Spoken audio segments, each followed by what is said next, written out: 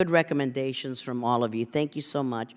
I'll start with you, Mr. Mastic. The Lebanese Prime Minister's decision to resign over the weekend has a lot of people worried about the future of Lebanon, as well as increasing regional tensions between Iran, Saudi Arabia.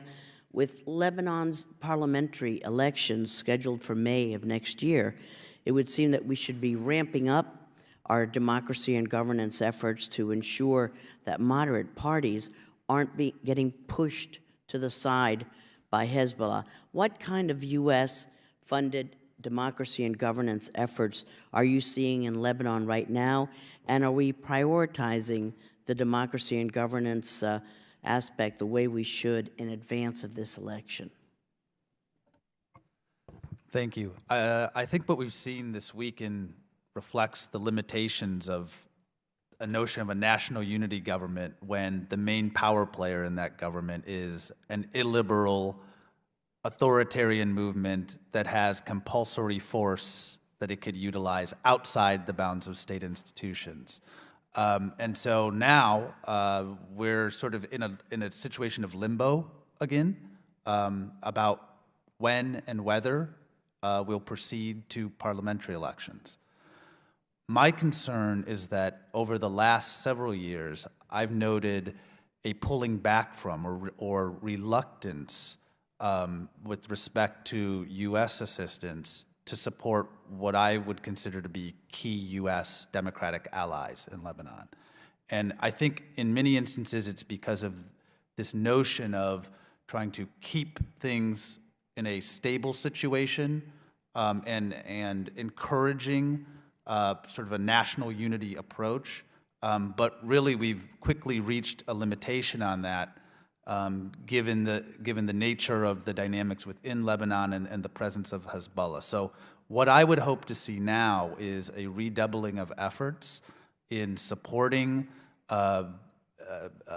political actors in preparing for parliamentary elections, and specifically those that fall more in line with the interests and values of the United States.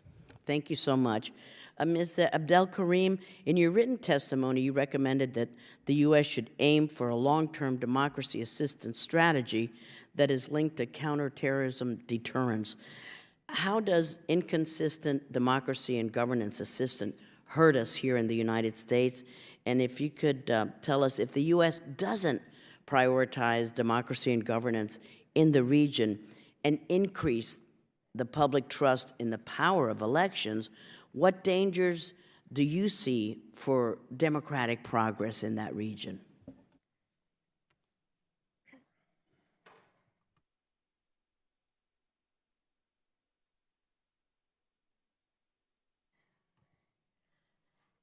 Over the years, the U.S. have limited its support, I should say, been very selective in the countries that it decide to give support to.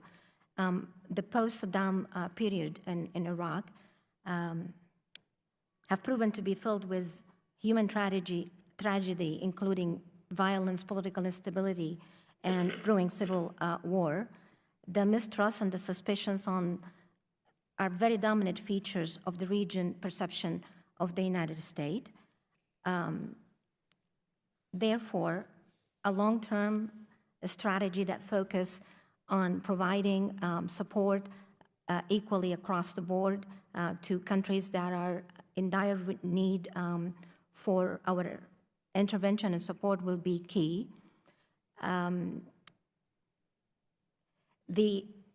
Unfortunately, we will continue to be viewed as meddling in the politics and interfering to change the political order.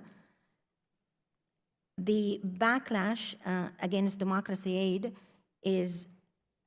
require a building of trust and a buy-in, and we seek to impose. We should not seek to impose ourselves, but in fact, seek to be invited to support.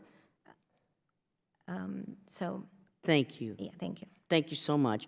And lastly, Dr. Herman, in your written testimony, you highlight the degree of collaboration and active exporting of worst practices in the current wave of repressive rule.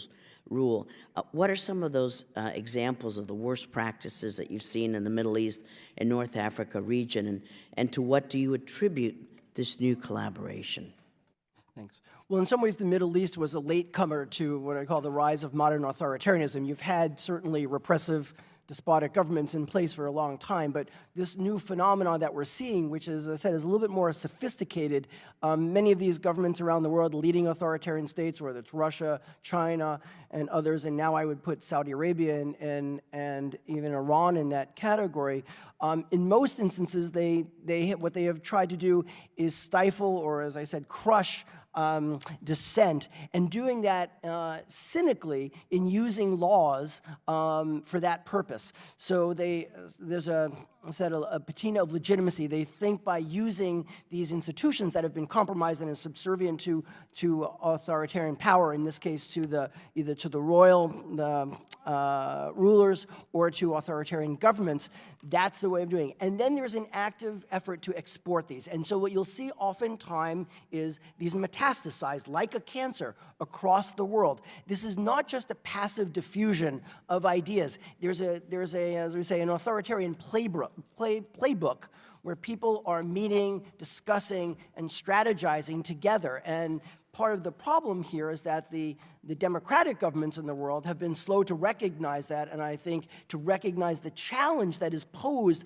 by this more concerted effort. Thank you, Dr. Herman. Thank you so much.